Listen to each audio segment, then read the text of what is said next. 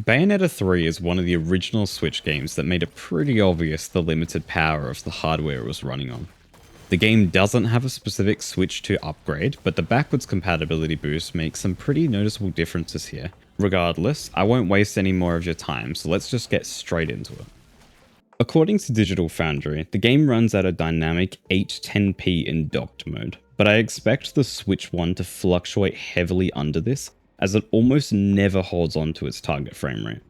On the other hand, I'm confident that the Switch 2 is most likely always at that 810p cap, or at least very close to it. Aside from resolution, there's really no other visual differences here without getting a specific Switch 2 patch. Genuinely, I thought there was going to be a bigger difference here in terms of loading speed, as the Switch 2 showed some pretty great improvements in other games, but unfortunately that isn't the case. This only has around a 3-second difference, which is not a lot. Even just traversing levels, the Switch 1 is falling quite short of its 60 FPS target, landing around 50-ish FPS in this one scene in Chapter 4. As expected, once we enter this combat encounter, it does in fact get worse. Basic combat can drop us down into the 40s, but that isn't even the worst of it. When we're required to use the train ability, the game completely tanks into the 30 FPS range. I will admit this does happen when you're not exactly in the heat of the combat yourself, so I don't personally think it's a huge deal, but it is pretty rough.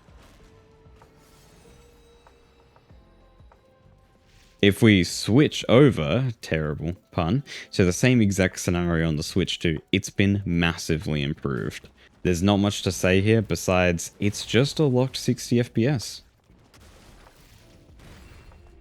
Even using the train doesn't drop the frame rate at all.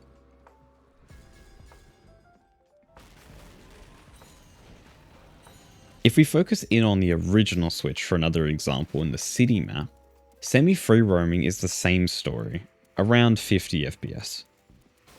Interestingly, here when there's an abundance of fire and water effects, it can tank even into the 30s. These types of situations just aren't a problem on the new console at all either. I couldn't find a single drop in this area on the Switch 2 at all. Additionally, the fights here make it evident that combat can perform better when you're dealing with smaller enemy types, but once the bigger enemies come in, along with the additional performance hit of using your creature ability, the original machine definitely starts to struggle. It's not necessarily the size of the enemies themselves that causes this, but more so the amount of visual effects they produce within their attacks.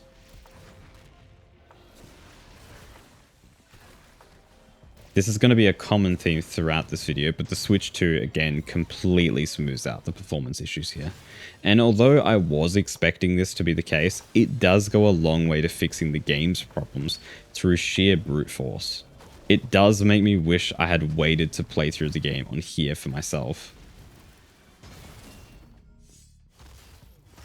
Now I wanted to properly compare the intro sequence, which is basically a big, almost cinematic level set piece. We'll start with looking at the beginning fights, which aren't running nearly as bad as what I thought they would be, considering the scale of the battle. Still, it's not stable on the original Switch, but it does typically keep above 50 FPS, but it can occasionally drop even further into the high 30s. This sequence does actually get harder to run later on too, as more happens around the player, causing the average FPS to drop on the original machine. Once again, we see the Switch 2 breezing its way through with a stable 60 FPS.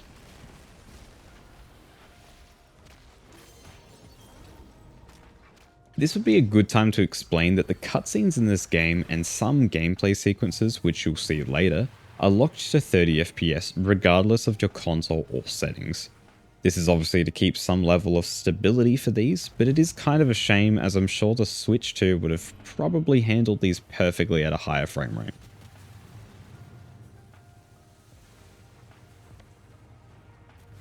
Here's that aforementioned boss, and despite the fact that this is a big fight, the Switch 1 appears to stick a lot closer to its target than before, with less severe drops.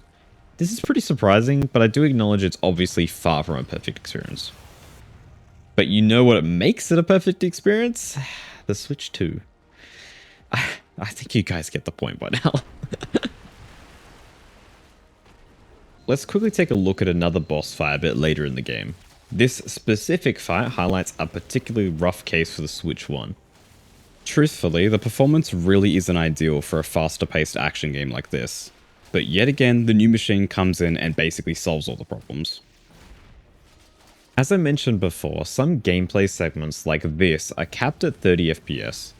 Fundamentally, through my testing, I found both consoles to be locked to this target most of the time, with only the original Switch having some rare drops, like here. Of course I didn't test every scenario, but I'd assume it to perform similar regardless. That's all for this video. Thank you so much for watching. If you have any Switch games you'd like me to compare and make a video on, feel free to let me know in the comments. Bye!